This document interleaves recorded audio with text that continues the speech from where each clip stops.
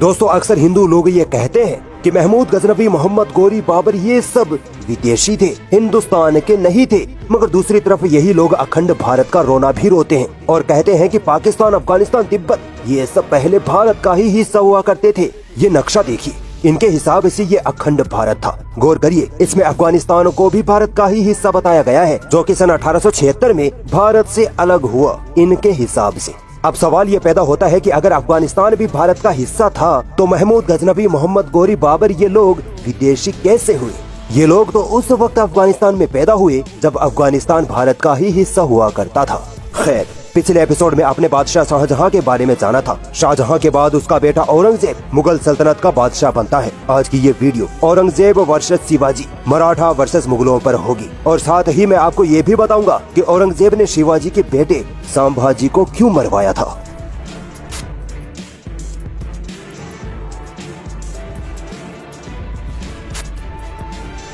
दोस्तों, मराठों का उदय 16वीं शताब्दी के शुरू में हुआ था। मराठा पहले मुगलों के वफादार हुआ करते थे, मुगलों के लिए काम किया करते थे। शिवाजी का जन्म 1630 में हुआ था। रायगढ़ यानी आज के महाराष्ट्र या मुंबई के आसपास का एरिया मराठों का गढ़ हुआ करता था। मराठों और मुगलों की जंग शुरू होती है 1656 के आसपास।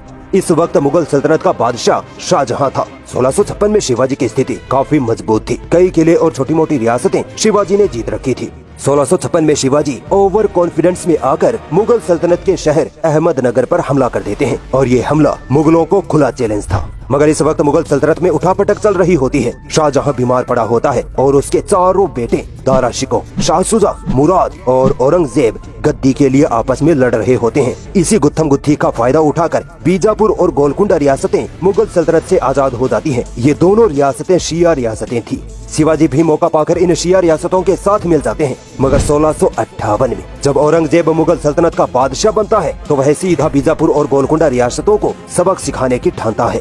औरंगजेब अपने मामा शाइस्ता खान को इस अभियान के लिए दक्कन का सूबेदार बनाकर दक्षिण में भेजता है। हिंदुत्ववादी लोग कहते हैं कि औरंगजेब शिवाजी से डर गया था, इसीलिए उसने शाइस्ता खान को भेजा था।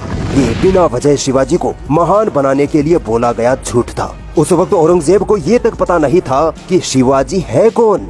खैर, शाइस्ता खान जब दक्षिण पहुंच जाते हैं तब उनका सामना शिवाजी से होता है। मराठों में अभी इतनी पावर नहीं थी कि वो मुगल सेना से सीधी टक्कर ले सके। मराठा गुरिल्लावार यानी छापा मार युद्ध लड़ते थे, यानी आधी रात में सोती हुई सेना पर हमला करना, पीछे से मारकर भाग जाना, मराठा ये किया करते थे। शाइस्ता खान ने मराठों को काफी नुकसान पहुंचाया था, यहाँ तक कि उन्होंने शिवाजी के उस लाल महल को भी फतह कर लिया था जहाँ शिवाजी कभी रहा करते थे। सन 1663 में एक बार शाइस्ता खान इसी लाल महल में सो रहे थे कि अचानक शिवाजी अपने 400-500 सैनिकों के साथ आधी रात को महल पर हमला कर देते हैं। इस हमले में मराठों ने औरतों, बच्चों समेत सैकड़ों लोगों को मौत के घाट उतार दिया था। शिवाजी किसी तरह शाइस्ता खान के कमरे तक पहुंच जाते हैं और शाइस्ता खान पर हमला कर देते हैं, जिसमें शाइस्ता खान काफी घायल हो जाते हैं, मगर वो किसी तरह वहाँ से बच निकलते हैं।